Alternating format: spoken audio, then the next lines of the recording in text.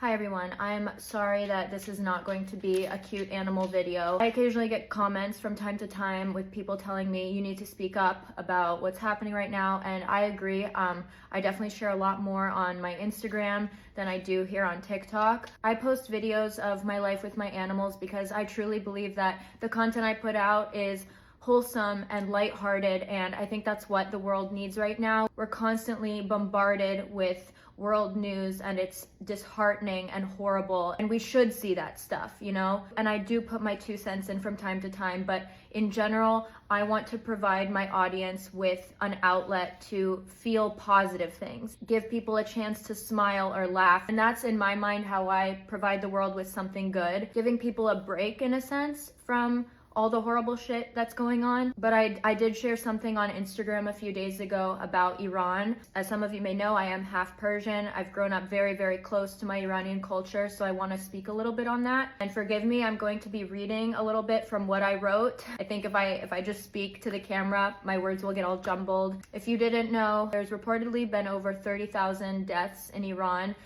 by the Islamic regime just in the past few weeks. And I want to share with you a little bit about my experience. I lived in Iran after high school. So when I was born, both my parents worked full-time. So I spent every day with my Persian grandmother, who doesn't speak much English, and consequently I picked up on Farsi very quickly, to the point where I think I was learning Farsi at a faster speed than English, and my mom, who is American, was like, I can't really communicate with my daughter. So my sister was born in 2000. She's 3 years younger than me, and we moved to California from the East Coast shortly before my sister was born. And when my sister was born, my mom quit her job so she could stay home and take care of both of us. So I was no longer spending every day with my Persian grandmother. My Farsi lessened, my English improved. I've grown up surrounded by my dad's side of the family. He has 3 siblings, and his mom, my grandmother, also moved to California. And we'd get together quite often for reunions. As a result of that, I've grown up feeling very connected to my Iranian culture, my family. But the first time I visited Iran was in 2015. I was 17 years old, and it was my mom, my sister, and my first time going. We went with my dad. We went to Tehran, the capital, and then my dad is from Ahvaz, which is in the southwest part of Iran. I felt an immediate connection with Iran. It was like everything felt familiar. The smells, the food, the people, I fell in love with it. Whether they were my family or not, the most kind, hospitable, warm people, I felt right at home. And our 2 weeks there as a family was not enough for me.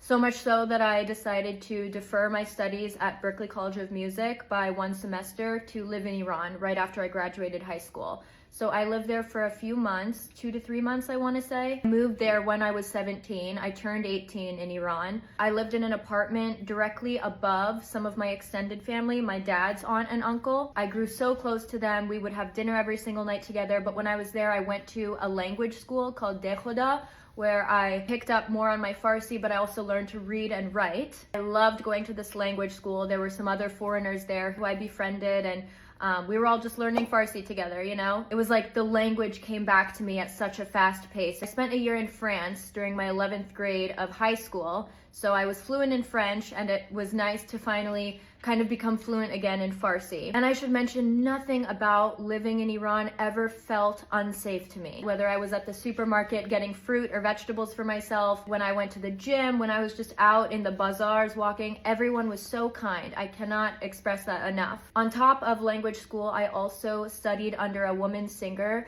named Solmaz Badri, and that was kind of in preparation for going to Berklee College of Music. I studied classical Iranian music and ballads, and familiarized myself with the microtonal music. I absolutely loved my teacher, and I recall one day after a lesson asking her, where can I see you perform? And much to my surprise, she laughed and she was like, I can't perform publicly. What do you mean?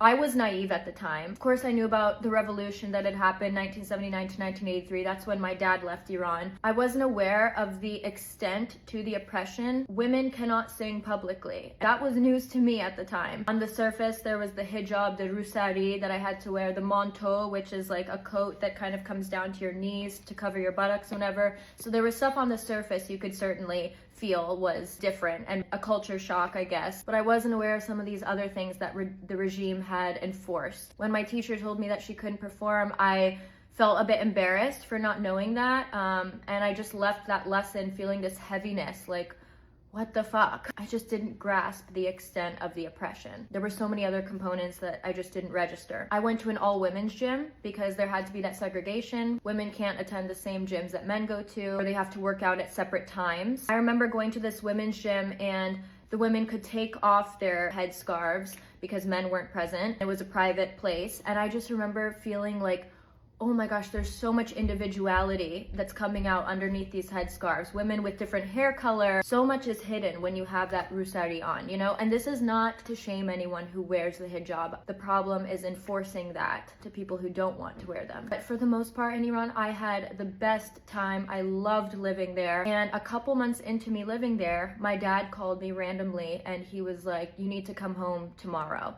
I was like, what are you talking about? He was like, the government is shutting down airports for political reasons. I don't want you to get stuck there. And I was supposed to start college at Berklee College of Music in January. So my dad was just worried that I would get stuck there. So I packed everything up on a dime and the next day I had to leave. My last and most vivid memory is hugging my aunt, or my dad's aunt, my second aunt, Sogan. She was the one who lived under the apartment that I did. She also had two sons, Kian and Ashkan, that I grew super close with. So I was hugging everyone, and when I got into the taxi to leave to the airport, I remember Sogan crying, and I said, "Geri nakon, like, don't cry. We'll see each other soon, I promise, it'll be fine, you know?" It's been over 10 years since I've seen them. I have not been able to return to Iran. The problem isn't necessarily me getting there, it's me being able to come back. I think about that day a lot. I miss Sogan so much. She was like a second mom to me there, and I haven't had contact with my family. I don't know if they're okay. I'm not sure if one of them are part of the 30,000 people that have died there. Protesters are being murdered as we speak. The blackout has totally silenced their voices. So now is the time we have to speak up for them. And I want to be clear, this is not a fight against Islam. This is a fight against the oppressive Islamic regime. The people, the women of Iran just want to be free. They want to have basic human rights. They should be able to express themselves freely, artistically, physically. I miss my family. I miss Iran. It is such a beautiful country. I hope that people realize that we need to separate the people of Iran from the government. They've gotten such a bad rap because of the oppressive Islamic regime that they've had to endure for decades now. They've been fighting the good fight and people are getting killed over it. So please support Iranians, support the people of Iran in their path to freedom and to be unleashed by this oppressive regime. We cannot go backwards at this point. If you've gotten this far, thank you so much for listening. That's a little bit about my personal experience, and I really hope that you can also be a voice for the Iranian people.